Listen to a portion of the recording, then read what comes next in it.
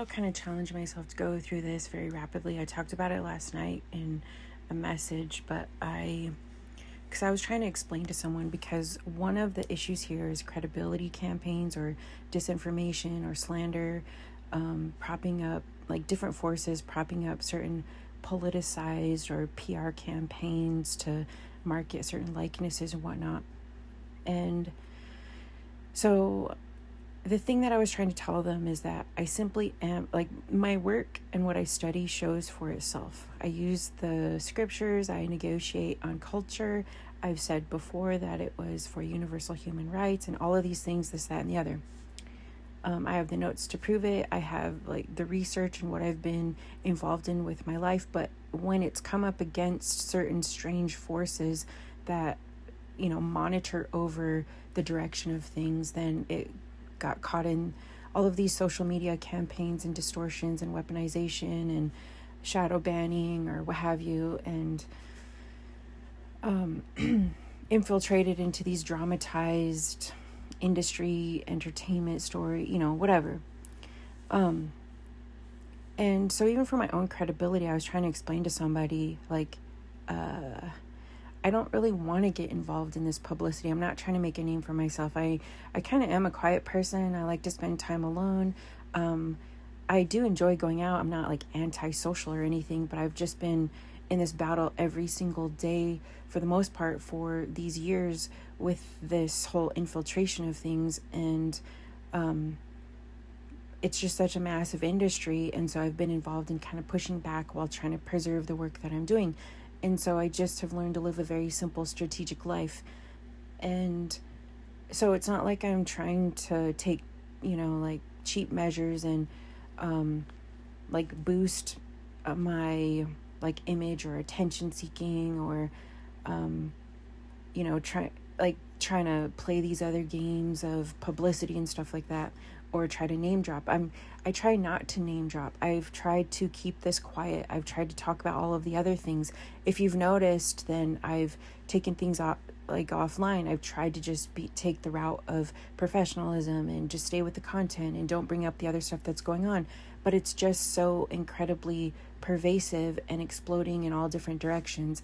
And there's this veil of a disinformation that it functions through, and then that empowers very corrupt forces. And so at some point I felt like I needed to start naming names, because it just starts to become incredibly dangerous, corrosive, weaponized. And so I want people to start understanding how to look at some of these patterns. And I don't like bringing in the Kardashian-Jenner dramatization. I don't like being associated with them. They've just portrayed such a strange behavior that any type of reference to them, it's almost like it opens the door for more corruption and antagonism. And they just seem to like any kind of attention or anything to make money off of any kind of corrupt scheme, even being recognized. And so one of the only ways to have peace over the years was simply to just focus on what I was doing. Don't even pay attention to it. Don't get absorbed in it. But it was just so persistent all around. They would even travel to the locations and make references, like just such bizarre, absolute bizarre behavior. And a lot of the stuff that I'm saying is just such a generalization. And so even for my own credibility, I was trying to explain to someone, saying, I actually don't want to bring this stuff up. I'm not trying to get involved in any of this stuff. I'm not trying to go into the slander mill of making a name for myself, or, it just seems like there's kind of like the ick of even being involved in it or even mentioning it. And there's nothing that I get out of it. They don't add to what I'm trying to do. There's not constructive conversation. It simply has just become these references online, persistent. Everything is veiled, even when they have these like campaigns of trying to be perceived to the public as doing these other things. It's always a veiled, either like some kind of veiled threat or veiled dig, or in reference to taunting some other thing. It's just always just very corrosive and piecing apart and making reference and signaling infiltration of all of these things. They just don't seem to be based on anything else. Anyway,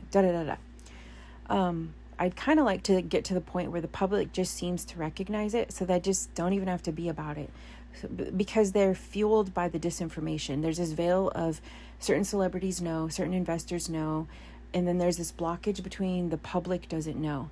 They can monitor certain social media and filter certain things among the public, and so they can keep getting certain investments from political campaigns or investments from different Israel associations and other political campaigns that kind of take that side of things and portray as this like women's movement and freedom, and it's nothing like that.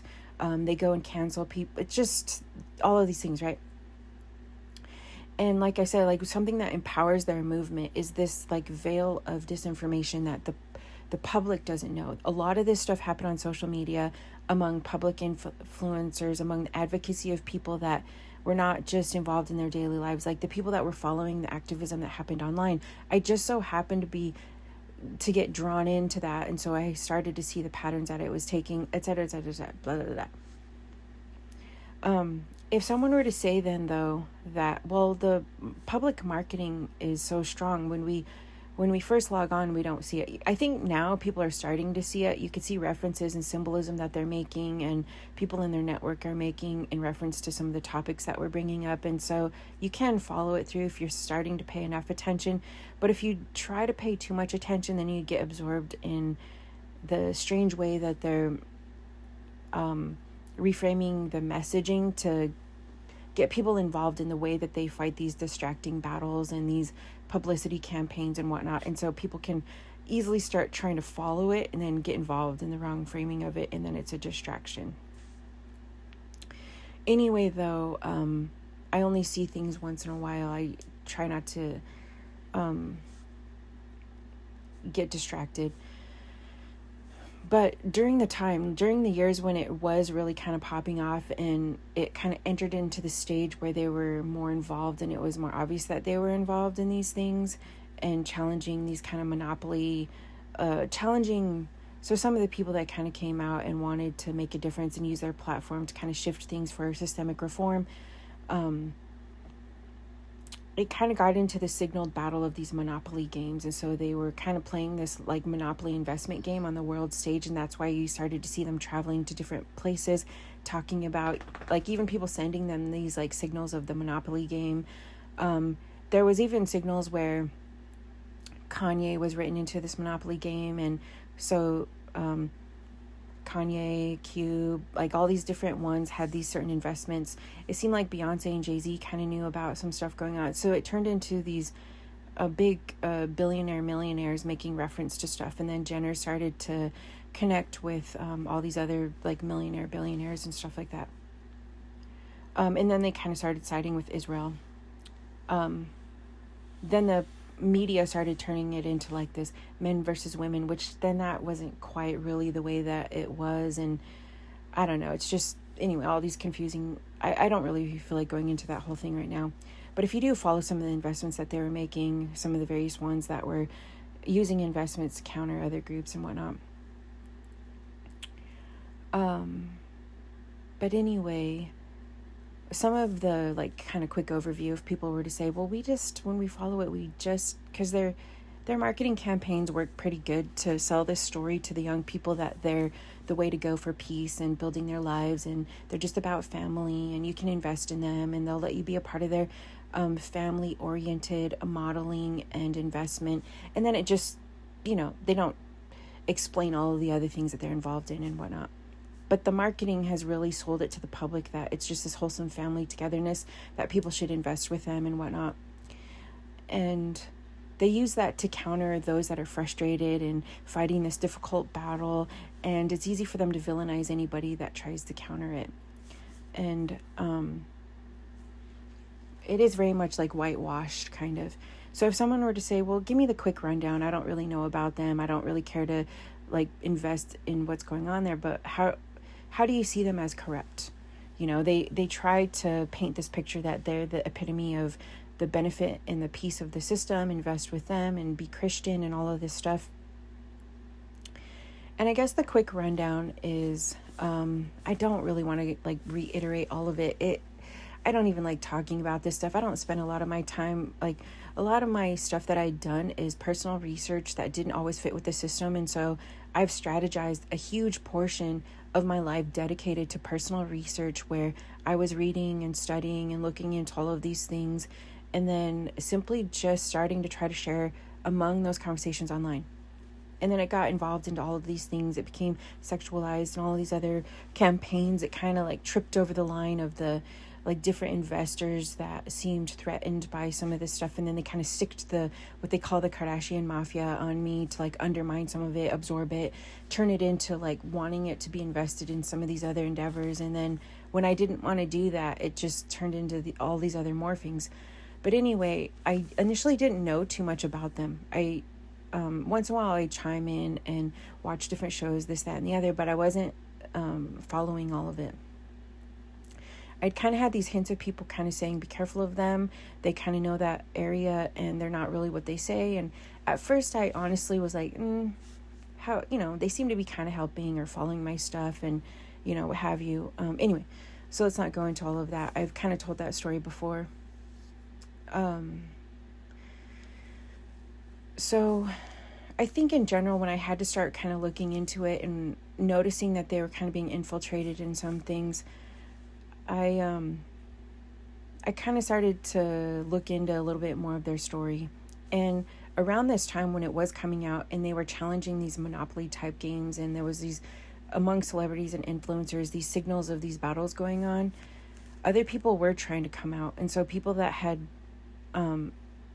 shady business deals or other types of connections with them that never really felt emboldened enough to be able to come out and say it, around this time, around COVID, they were coming out and saying it. And there were stories that they were attempting to come out and say, but then you've seen the media apparatus basically kind of scrub it offline or block it or help them to do like cease and desist and silence it and counter these stories and all of these other things.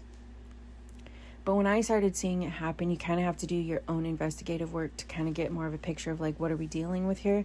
And so the idea of it, and I'll just run through this really quick, is that the media was telling stories and trying to counterbalance it and have them tell stories to recruit young people by saying, we've just been really bullied and people are just really cruel to us, and we're just seeking for sexual reform and support for young girls to better their lives. And so they really drew it in as like helping young people to support them and support their products to improve their lives and to gain support for these sexual freedoms for women and stuff like that. And then in practice, they were investing in all of these other measures to undermine other systemic reform movements, infiltrating these movements and whatnot. And then you would see a lot of people online, these campaigns that they seem to be partnering with that would help monitor the media to say, anytime there was like negativity towards them, it was like, why are you guys jealous, or why are you trying to bring them down? They're just trying to like build their life, So then you would start seeing these strange campaigns when you're like, whoa, this isn't really what's going on. Who's doing this like campaigning for them and monitoring this and selling it to the young people? And anyway, one of the ideas or like the general rundown was that people were saying, well, from the beginning, the reason that they started was the publicity from Rob Kardashian, the dad, involvement in the O.J. Simpson trial. And the story that the media helped sell there was this kind of story that Rob Kardashian was this big support. He was like, it was kind of this generalization of he was this huge support for the Black community, and he was supporting a proper legal representation for O.J. Simpson trial. And so then it kind of got framed as this triumphant victory for the Black community in the Americas and this legal team, right? And then you find later, though, other people were saying, well, because from there, they started getting painted as these major platformed influencers that were advocating for the Black community and the pathway for justice and freedom for the Black community. So they're really absorbing a lot of the the notion of utilizing publicity and marketing and their legal apparatus to be that which is advocating for the Black community. And so that was kind of the atmosphere that they were platformed. And so it was sold that way. And they started to make a lot of money off of seeming to be like this advocacy for Black Americans and the legal apparatus and investment opportunities and whatnot. So they really absorbed the direction that the idea of systemic reform for Black communities would go. So that started out seeming, with like the O.J. Simpson trial and Rob Kardashian. When you kind of dig into that story and you talk to other people, though, there's a question there. So there's a question mark there as to, was Rob Kardashian actually really advocating for OJ? There's questions as to, and this is a whole different separate thing on its own. I don't really know. I don't follow all of these things. But then other people later, when it started to become over generations, questions as to whether the Kardashians were actually properly advocating for freedom and representation for Black Americans, or if they were infiltrating connections to the media and entertainment industry to leverage what systemic freedom for Black communities looked like, to infiltrate it and piece it apart. And there was strife between Black women and Black men, and certain shady business deals that were given, and certain legal apparatuses behind the scenes, and getting them infiltrated in questionable antics to sell them these investments. But anyway, when you rewind the tape and you look at it, there were people and others that had known. And see, like I said, I don't want to get into all of these details. I don't know. But there is question as to whether Rob Kardashian actually was intending to there was questions as to his relationship with OJ. There were questions in the relationship to, like, even what Kris Jenner was involved in. She sells herself as being an advocacy through that as for like white women because of what OJ did, because they at the time were divorced or something to that effect. But there's this story that at first I just didn't know enough about her, so I thought, I don't know if there's credibility to it. I still don't know if there's credibility to it. But seeing what I have learned later of what Kris Jenner does and how she becomes involved in these like sexual industry antics, there was question as to if Kris Jenner was involved in some of the like LA area like swingers groups, like marriage swingers, and these sexual exchanges and stuff going on. And there was question that was brought up that something like that was involved with this relationship, something that had happened with like OJ and Rob and Kris and Anna and all of these other dynamics. And who's to say? I don't know the lifestyle there. I'm not in the psyche of LA and this whole sex culture and the industries of all of that and the legalities and connections and whatnot.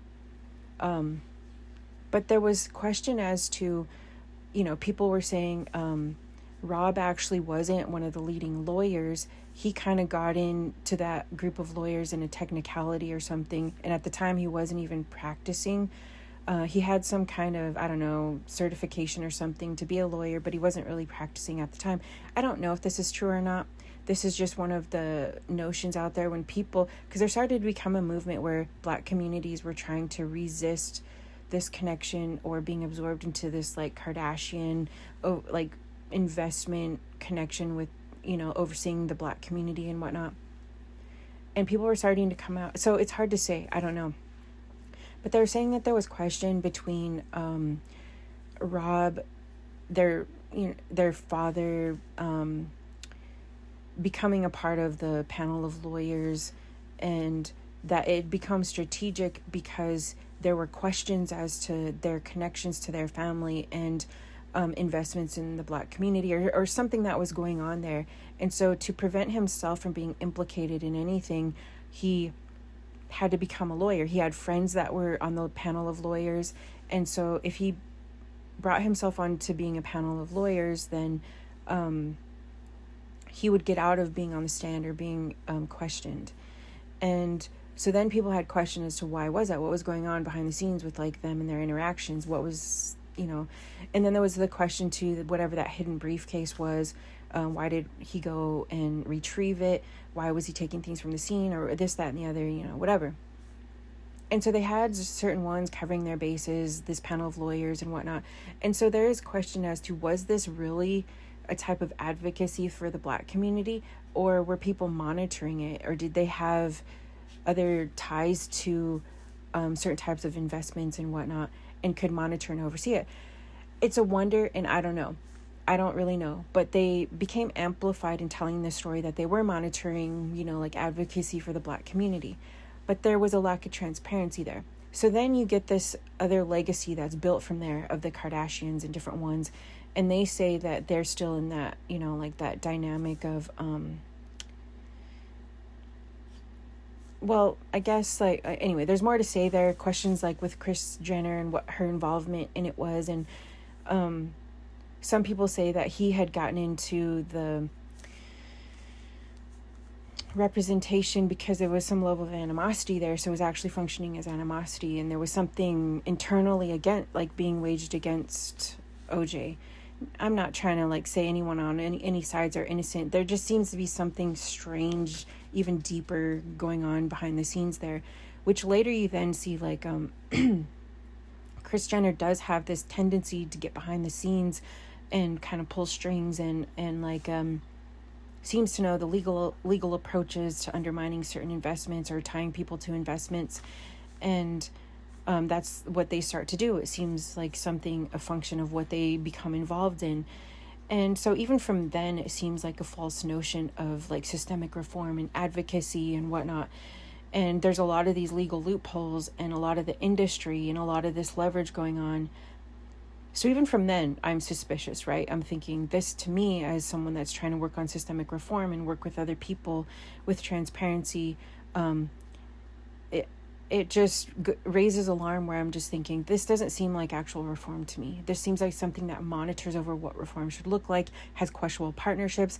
And so over the years, when I'm just kind of avoiding being associated with it and still doing my other stuff, it just seems to raise this increase of paranoia toward me, right? And then other people signaling that wanted reform in the Black community for actual legitimacy seemed to connect our the spirit of the work that we're trying to do seemed to kind of see the ability for that type of connection. And then that seemed to create even more paranoia. And so in retrospect, I feel like there were people kind of monitoring the conversations going on, the trade of information. Even if it was just full out in the public, simple conversation, potential for good cross reference of what could help actually build our communities. And so so even from there then, right? And so then as this was happening, people's stories were starting to come out, and I'm just okay, what is this thing happening? Multiple stories coming out, the Black community saying, no, there's abuse here, signaling there's abuse here, the industry is doing this, these people aren't doing this, they're acting like they're all these different ones in these investments are acting like they're siding with us, but they keep us dependent on the system. So I'm okay, what is this morphing thing happen? This is a behemoth of a thing, right? And so then that's when they start to seem it's almost like they want to keep their tentacles on them. And so then they start trying to attack me. And so then this is when it starts to get really strange and bizarre and kind of psychotic, right? And then, and I'm thinking, and then other people seem to be kind of thinking there's no reason that they should be attacking me unless, they're paranoid about us. Anyway, so then other stories were coming out. So the story that they're telling the public about who they are and their imagery just doesn't seem correct. Then there's this other guy that comes out, and he says because he's been silenced for so long, he creates this domain name called Kim Kardashian Ruined My Life. And it's able to kind of escape censoring for a little while because they have all these other things, because it comes out at the time when she's battling this whole story with Kanye and all this other stuff. And then this story comes out, the Ray J story comes out, all these other stories come out, and they're battling all of these things. But eventually they get to it. And I don't know if they sent him a cease and desist or he had to take stuff down. I don't know, because all of a sudden he's silenced. But he comes out with this story where he's kind of telling various ones that he had business deals with the Kardashians. Well, even before this. I guess there's a story before this. There's the Ray J story, I think, before this. And but anyway, so his story, right? He does business with them. He basically shares this story that he was somehow hired, or they were brought into this consultation to create these like emoji brands, right? Because the timeline, this is later, I'm imagining, because she had already had some sense of publicity after the whole sex tape thing comes out. And so then she gets publicity, and so they're going to make these emojis or something, like stickers or some kind of imagery. And so they're working on consulting, and they have these certain agreements as to how to approach them and how their interactions are going to go. Anyway, there's a lot more to the story. I'm not trying to like reiterate all of this stuff. If you know, you know, you can look up the story. I forget his last name. It's like David something.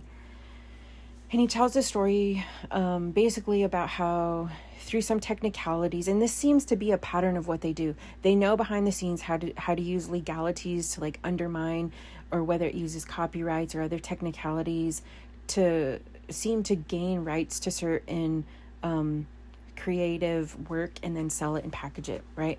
And so, I mean, that seems to be the story or whatever. And so he's kind of explaining how they're in this like business deal or whatever. One of his friends on his team messages somebody, but it's kind of like a play on things. One of the friends of the Kardashians goes to him, or I forget exactly how the story goes. You can look it up. One of the friends of the Kardashians goes to him and asks for a message, somehow sends him a message, and then he tells him, oh yeah, we're working with the Kardashians. So then they tell the Kardashians, and then that somehow it breaks their deal because they're not supposed to tell anybody.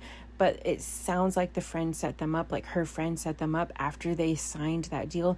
So anyway, through technicalities, it like breaks the deal, and then she kind of wins this ability to have access to the creative work. Then she sells the creative work and destroys him and his business or whatever, simply so she can just have, I guess, like all the profit from that creative work that he was making or whatever. And I don't know if they ever corrected that. I'm not sure what had happened there. And so he kind of has a story of like kind of being swindled by them. And it was like a minor technicality that shouldn't have been anything, but they seem to use it for the legalities to kind of win the rights of the created material and then sell it and benefit and get the profits. The other story previous to this, where I guess Ray J was coming out, I guess eventually he becomes like kind of a scoundrel to people over the years because he just like goes through a hard time and makes some poor decisions. So people, I don't know. I don't follow his story. I don't really know. I only chimed in because during this time when I felt like I was being harassed by them, I kind of needed to know what I was working with or what people were signaling to me about them. And then during COVID, we were all home. And so we were starting to see this stuff pop off and all this stuff happen. And so, so I don't know, maybe some people have their reasons, similar to like Kanye, where they don't want to support Kanye because he kind of got into these other battles after the fact and they just didn't like what he was saying. But I think deep down, even if it develops into problematic behavior, going back to the root of the issue, I think is still useful, because the Kardashians seem to use and play people from the animosity that is created after the fact to cover themselves, to deflect from the root of the issue. So, you know, either way, looking at the root of the issue was prior to him being scandalized in the public, he was in a relationship, I guess this is how it goes. He was in a relationship with Kim, and she was working with his sister Brandy, you know, the singer Brandy. And she somehow or another was either like the assistant or something to Brandy. And so she had access to her credit cards or some kind of money. And she would go out and I guess like purchase clothing and stuff for her and run errands for her. I think she also did that with Paris Hilton, something to that effect. Anyway, I guess he was saying like Brandy didn't always keep close accounting of the money. And so during this time, I guess like Kim and Khloe were like stealing money from Brandy, like in thousands and thousands and thousands of dollars. And so they would be going out and getting stuff for themselves and selling it on some other closet, eBay, I don't know, whatever shop thing that they had or something to that effect. And then Brandy didn't notice because they were still getting stuff for Brandy. And it wasn't until I guess like something came up, and so they had their mother had requested something for her, that they kind of run an errand for her. And anyway, I guess they ended up stealing money from her as well. And she, I guess, she keeps keeps close records of her money, and so she noticed it. So once she noticed that they had stole like massive amounts of money from her, then they were looking at Brandy's, and they found out they had stole thousands and thousands of dollars from her as well, or that is like something to the story, right?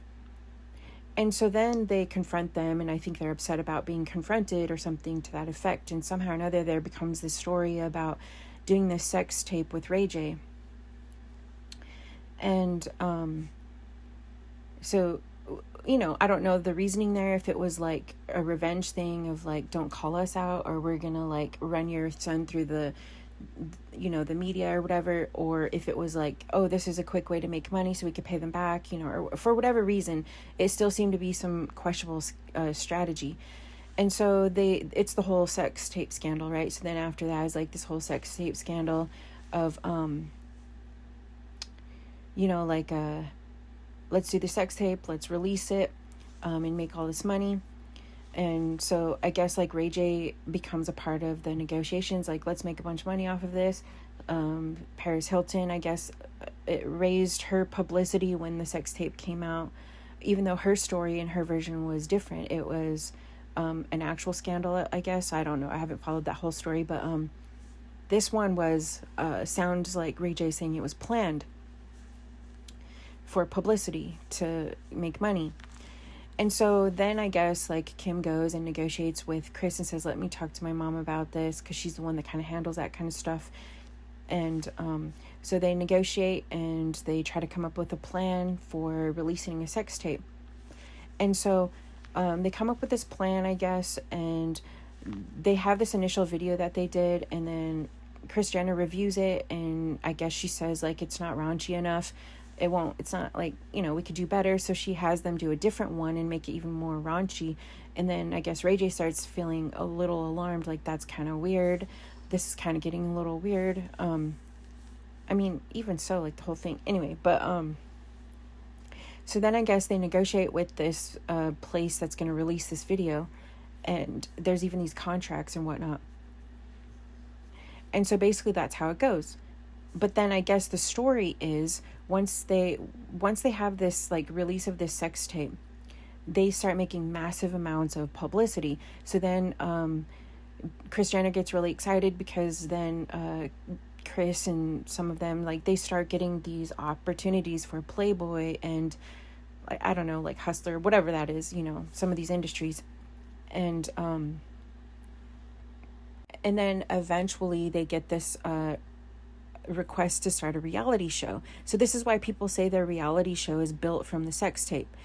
And they have interviews and publicity to start this reality show, and everyone's like, you started this reality show based on the sex tape. So they start spinning this story and telling the story, or allegedly spinning it. I mean, some say this is actually legit or not, you know, whatever, that they were victims of this sex tape. It was a private sex tape. They were dating and they were victims. And so during this whole time, they're like burying this story about stealing the money, and they're slandering her son and saying that he scandalized them and violated her privacy and released a sex tape. And so they sell this story and they get a lot of sympathy, and then that's how they start their show, like the Kardashian show. They get all this sympathy to start this show off this sex tape. Then they're trying to advocate and say, no, it wasn't, I didn't release it, you agreed with me. And somehow or another, I don't know what was going on behind the scenes, then the story just kind of gets buried or whatever, and it starts to become sold. And so then you see on this interview she has with Oprah, where Oprah is saying, you know, some people say that you released a sex tape, and then I think she says something like that they didn't, why would she do that, or something like that. So over all these years, then there's this whole like supposed lie about it, right?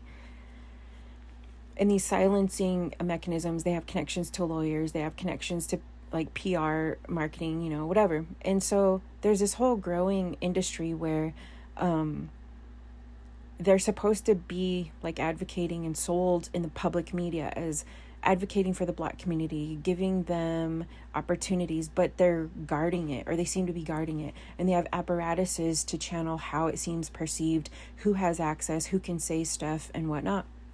So there becomes all of these like different relationships where people are, it's like in question, right?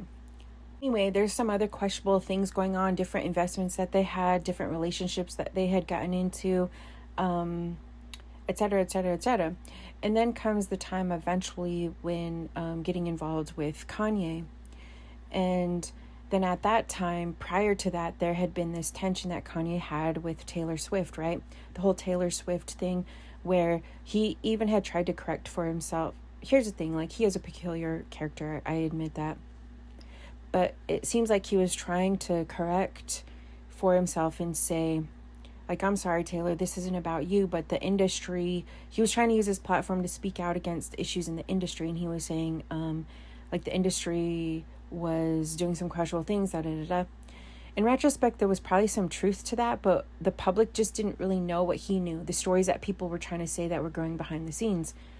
A lot of questionable stuff with the industry and entertainment and things going on. And I don't think he intended to have, like, Taylor be the one, like, the fall person. He seemed to try to correct for that. But then once it did happen, the media did use it to sow this rift between, like, they platformed her. If you see the way that it developed, they platformed her to speak out against him. He was in the wrong for how he approached it. Even Beyonce, if you follow back, even Beyonce tried to correct for it and say, I'm sorry, Taylor, and, like, kind of gave her the award. And I felt like Beyonce handled it very classy. And then people were saying, like, Kanye, this isn't, basically, like, this isn't the way that you handle it. We understand things are happening, but they're going to use the public perception against us. You have to, da da da da. And so it started to become this whole media campaign thing. And so it did kind of make Kanye very vulnerable. And so then this is when he develops this relationship with Kim and them. And they're supposed to be this caricature of speaking on behalf of the Black community, advocating for the Black community. And so they do enter into this battle. So they enter into this very entrenched battle between Kanye and Taylor. Taylor represents not just her, it's like the way the industry used her to fight against the change that was trying to grow in the Black community in terms of the industry and entertainment. And so then it turns into this whole framing of that rift. And there's even a lot of Black entertainers that are saying, no, this isn't the way that you fight this battle, and whatnot. And it seemed like at the time, there were certain ways that the industry was platforming the Kardashians as being the advocacy, the epitome of advocacy and legal connections for the Black community. But it started to seem at this time they were doing some questionable ways that they were developing that advocacy.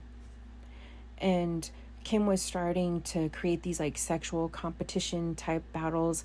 At the time when you see, like, Kanye getting involved in these things, they start doing these, like, sexual competitions where they kind of slander. She seems to join forces with Kanye, and then they go eventually, because it turns into this major slur campaign. The media helps to create it and curate it as, like, the black entertainment and like advocacy for white entertainment. And it, to me, just seems like such a toxic way that they framed it, just like a lot of things, right? And so they enter into this kind of like sexual campaign where they're doing these things, and it gets really toxic. There's kind of like these exploitative kind of maneuvers that they're doing, and Kim seems to be helping Kanye do that. Eventually it does become absorbed in these hostilities, and it's hard to, like, for me, I felt like it was kind of hard to see the sides develop and try to pick sides, because it was just very toxic in the way that it was being approached. And so then it seemed that Kris Jenner had ties with some other people behind the scenes and connections with Kanye, and whoever was involved somehow or another had ties to, like, undermine Taylor Swift's, like, record deals or something with her deals, some legal behind the scenes way to undermine her access to legal rights to her music that she made. And so it kind of got into all this weaponization where The media helped platform it and weaponize it as like Taylor versus Kanye instead of just changing the system, just like a lot of toxic ways that become dramatized in the entertainment industry, where it just causes people to make money off of toxic interaction rather than really the major issues of the system. And so at this time, it just looked very toxic, and the Kardashians were helping him fight these battles. And then she somehow or another lost, even though it was like her music and stuff, she lost access to some of the rights to the music or something. And like Kim was helping Kanye fight those battles. And then others in the industry that kind of like the toxic fight were platforming the Kardashians as being like another great example of Black advocacy in the industry and whatnot. Other groups though were saying, no, it's not. This isn't advocacy for what, this isn't really the way for reform, that they're connecting with selective ones and getting them involved in certain mechanisms that are not like true standards for freedom and whatnot. They're fighting a toxic battle. And so as there would be pressure, then Kim would get like advertisement for all of these other like sexualized magazines, and they would kind of intensify these connections. A lot of other things going on behind the scenes. I don't really want to go into everything. Eventually then later, it seems like Kanye starts to kind of have a turning of like straightening up and shifting out of that and tries to make amends. But then you start seeing him do this like religious reform stuff. He seems to kind of connect to some of these other things going on social media, trying to like get right with God and whatnot. So then he has his like the religion era. And so then it seems like the Kardashians try to help him in that like religion and package it. And then they kind of Christianize stuff. There's other ties that like Kris Jenner seems to have, where I guess allegedly, and maybe this is true, I don't know, she like purchases this church, and so she says she has this church. People say she has this church where people pay to become members, and I don't know if that's true, but that's what is said. I guess it's online. People have to pay to become members, and they can filter their taxes through it. So some people say it's like a way that they manage their taxes or something through this church. And so at that time, they're packaging themselves as being like Christian and advocacy and stuff like that during this like movement of like religion. And so to kind of fund it, it seems like the Kardashians then are kind of doing these like other like sex industry kind of stuff, or I don't know, questionable stuff, and still kind of having like this persona of religion and systemic reform and advocacy for marginalized groups and whatnot, like taking down white women or something to that effect, which this whole strange framework like of feeding some kind of toxic form of improper dominion competitions or something like that. Eventually though, it seems like there's a lot of questionable things that happen there. People start calling them out on things, and this is the time when some other stuff starts like overlapping that I talked about, and some of the like occurrences of things happening, and then kind of the story where it gets infiltrated in, where I'm also like differentiating like that's not the type of advocacy that I'm trying to do, nor the type of religion. I'm not trying to get involved in that stuff. There's also that time when Kanye kind of shifts out of it, tries to make amends and repair, but he had kind of got himself involved in things, and so then he kind of calls it out and tries to explain how he's infiltrated and stuff, and this whole thing that happens with them that I had talked about. And so then when he tries to come out and talk about it, then it kind of turns into this whole other thing happening. He starts then saying that they have connections to, like when he starts talking about connections of Israel and stuff like that, or like different types of investors and whatnot. And he tries to connect to other industry people that are saying, like, people are cautious because they know he had kind of made some mistakes, so they're trying to support the heart of what it seems like he's trying to make reference to or say he's caught up in. But then also he had said some things that make it difficult to be a part of the advocacy, and so people are kind of cautious about it, right? I do think he was trying to like make amends. I do think he was trying to navigate in like actual shift and freedom. And he was trying to say it's just so entrenched in the industry that no matter which way you go, there's this leverage over you and whatnot. And even if you're trying to do right by it, it gets framed in these industry stories, and then you end up fighting these wrong battles, and it just like absorbs you into it. And so he was kind of coming out and saying that, right? Like veiled threats and all of this other stuff, and that the Kardashians kind of had the ability to put that over people. Even when it seemed like Dave Chappelle then flew over to Wyoming, and he was also kind of saying stuff about how others in the Black community in the entertainment industry like would end up getting smeared and said like, you're crazy, you're losing it, you're doing this, you're doing that. And anytime they would try to like come out and say so he flew over there, and he seemed to like try to support Kanye. He was kind of making like light jokes about like trying to play down some of this stuff and like be supportive, because people had seen stuff going on and they had tried to come out and say stuff going on.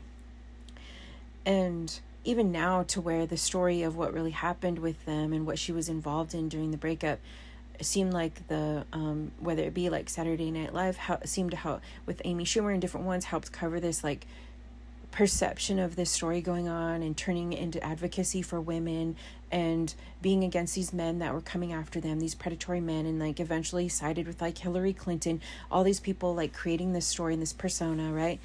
And it still just seemed like really just questionable, right? There's a lot of other things that happened. There was a lot of different rifts that seemed to happen. I don't really know. I'm not privy to all of the details, just some stuff that I started to see going on online as I was kind of watching it take place. And it did seem like Kanye was trying to make those repairs, and he was having a hard time finding, because he had kind of burned some bridges, he seemed to have a hard time getting that support with the Democratic Establishment Party, because they were siding with like the like Hillary Clinton and the Schumers and the Kardashian-Jenners and different ones, and they were a part of this apparatus that was making it into this like pro-women movement, which wasn't really pro-women movement. It was infiltrating what could have otherwise or should have otherwise been actual democratic values and support for the like domestically, but it was infiltrated in all these forces, right? And so this is where it was questionable for me, where I was like seeing stuff happen where I'm like, I tend to be left-leaning, and I like the idea of some of these abilities to do like actual community building with some of the actual values of like liberal values and whatnot. But I was seeing these corruptions happen where it was kind of like infiltrating and improperly trying to absorb the systemic reform movements, a lot of things that a lot of us have given our whole lives to be about. And so it kind of put a lot of people in these like questionable positions of like, what is it to like, follow your heart and stand for what's right, knowing that you'd seen these things take place in these questionable ways. They're trying to absorb you into these movements. In some ways, and I've missed a lot, there's a lot of other corruption and other things going on, and the things that they allowed to take place, like their show turned into a type of like a branch of like functional propaganda in relation to these investments. And even though it was sold to the populations as this like attraction for this money and family and ways to like build your life and be a part of fashion and makeup and all of this stuff, and anyone that was starting to try to call it out would either get canceled or they would just build more investment. They kind of had this monopoly game like signaled going on between different ones that were trying to like call them out on it or be free from like these distortions and actually preserve more of like the Black rights movement and whatnot, and not have it associated with these like corruptions. But then it turned into these battles, and they started villainizing other groups because it does become contentious. And so then it was easy for them to prop up these investments to kind of whitewash their show and make it seem like they're just this happy-go-lucky, peace-loving Christ followers. They started talking about Jesus and Christ, like kind of just really undermining, like just strange rhetoric when for others that were seeing other things that were going on, and villainizing anybody that was frustrated about it, that would get angry about it. And so it was kind of like this, version of like everybody else is just like unhinged and like deflecting, right? These marketing schemes. And anyone upset about it is like the villains. And so then it started, then they started to kind of shift out from like just trying to portray because they started to get called out for like appropriation and stuff like that for like in the Black community. People were saying they weren't really standing for like civil rights and stuff like that, that they were helping be a part of mechanisms that were distorting the communities. And so they started to kind of like shift out of it. Then that's when you started to see them, like different ones and their partners in the Black community were separating from them. And then they were creating these other connections with like certain investors, seeming to be like possible calculated relationships and stuff. Just a lot of questionable antics that you'd see. And so for me, it's difficult. Like, I don't even like talking about it. I don't like to bring it up, but they just seem to have this weird fixation on watching the stuff going on, because different ones were starting to have connections online and being able to talk about advocacy and calling them out or resisting being connected to them. Oh, this is what I was getting to. So it kind of turned into this, like when they were trying to do some like management, because some of the stuff that had come up when people were trying to do advocacy, they were talking about like prison reform and stuff like that. And it did seem like when Kanye talked about it, other people in the social media were talking about it. They were trying to do like systemic reform, and that also included like prison reform and stuff like that. It seemed later that people were saying it also became another maneuver to kind of clean up their they started to do these things where it seemed like it functioned to kind of clean up their persona, to make it seem like they were advocating for the community, because they were starting to really be called out. And so there could be some legitimacy to them trying to do the whole prison reform thing. But people also said it was selective, because the people that they were doing deals with and the investors that they were doing deals with actually had a lot more ownership and clout in the whole way the prison system worked, that they could do token gestures with them, to partner with them, to kind of like give this imagery that they actually were advocating and good investors to monitor over advocacy for the Black community. And so they would kind of do these like, seemingly allow for these types of token gestures to let some people out of prison. And then it would amplify this persona that they had for like advocacy for the Black community and the Black entertainment industry and stuff like that. And then it would solidify this connection of trying to build these relationships with these investors and whatnot. So some people were coming out in the Black community and saying, no, they still own a lot of that. Like they own the mechanism by which they're trying to pretend to free people, or to some degree they have leverage around it. And so it seems to come across as another publicity stunt to try to clean up, like to do all these maneuvers to make it feel like then they sell it to the public as they're doing all of these things. They're very Christ-like, they're doing systemic reform, and people should invest in them and all of these things. So for me, this is like the long, like generalized argument as to what I eventually started to see was not really systemic reform. A lot of scheming, and eventually it shifted to these geopolitical connections where they were getting investment ties, playing this huge monopoly game with others, and turning it into like this international connection of certain leveraged investment to a type of system control that had this caricature and likeness of reform that wasn't reform at all, and would intentionally try to provoke people into toxic fighting and conflicts, false framing of it to keep people fighting, to ensure that there's never a loss of leveraged control over people and activists trying to seek for actual freedom. And so for me, wanting to just be a part of advocating for freedom, I find myself in this conflict, these weird fixations toward me, continually trying to absorb me into it, weaponizing this, that, and the other, using these apparatuses connected to these groups that when people start investigating are infiltrating people's lives, exploiting people's lives, exploiting the way by which they're actually getting funded, and just all the way down just seemed very corrupt. And so if someone were to come to me and say, okay, you're doing systemic reform, they've taunted themselves. There's even a follow trail where they try to create this likeness of, we're also doing systemic reform as well, like using the same language, doing this strange kind of parasitic following or likeness of things and trying to infiltrate people into it. This is why I just have a distinction of it, a separation of it. The false likenesses that they piece people apart with so that they pretend to be a part of it is actually under the surface very hostile, not freeing, not liberating, not under a standard of justice, false likenesses and all of these things. And so this is my explanation. Like, I'm not trying to be petty. I'm not getting into some sexualized competition of jealousy or anything like that. I'm not falling for like the false caricature of some Christianity, because I do religious theory. I do actually study these things. I do advocate for systemic corrective measures. I do want freedom for Black communities, Native communities, Asian communities, white communities, etc., etc., etc.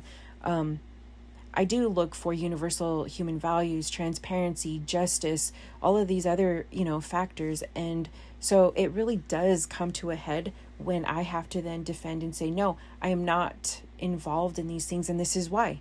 This is the argument as why. You can investigate these things. You can look it up. You can look at the characteristics of it.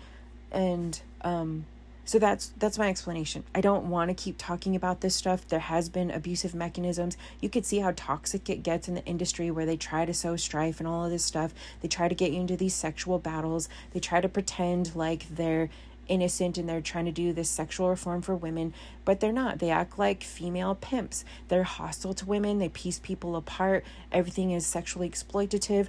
There's a lack of quality in the result of their relationships. Everything is leveraged. Everything is a part of these falsified stories. People have connected with them based on these false stories. All the way down is a lot of corruption, and that's not the approach that I'm trying to take. That's not my life's work. That's, not what I'm about. And so that simply is just a defense that in doing systemic reform, I've come up against these obstructions, and this is my pushback. This is why I resist it. This is why I don't believe it. There's good reason why I don't believe it. And so I'm just explaining. That's like a quick explanation. Look up the videos for yourself, find out for yourself. If it comes to the point where they think they're going to make corrective measures, then good, great. I haven't seen that. I've seen no inclination of actual change. It always still functions on surface level deception, mischaracterizing of other people, deflecting of abuse, exploitative measures, false likenesses of freedom or sexual freedoms, and all of these things, which are actually very abusive and maneuver through other people's lives so they can project harm on other people so that it doesn't focus on them. Just so many things that are just not in line with actual reforms and would not reflect in creating, if people are absorbed in that, would not reflect or even suggest a better free system for people. There, to me, is not a future in that approach to society or to leveraging people or the way they go about business or the way that they use the legal apparatuses and stuff like that, or the way they utilize the function of the church in relation to the state and these other mechanisms. That's just not, I don't believe in it. That's not my approach. And so this is simply me clarifying. And I don't think this is like, I don't know. I don't want to, I hope I don't have to keep talking about this every so years, like it comes up and they do these strange schemes. And then I feel like I have to clarify. Hopefully at this point I can kind of leave it at that. I still have other things that I want to talk about and still getting back to some of these negotiations, even though in the midst of it, people had gotten into their beef and their frustration. I do think at the end of the day, people will be stronger for it. Those that do have the heart for actual systemic change will come out of it and they'll think like, I'm going to refine myself. We're going to keep the pace. We're going to have freedom. We're going to be about what the change needs to be. And great, if that happens, great. But anyway, I'm going to leave it at that for now.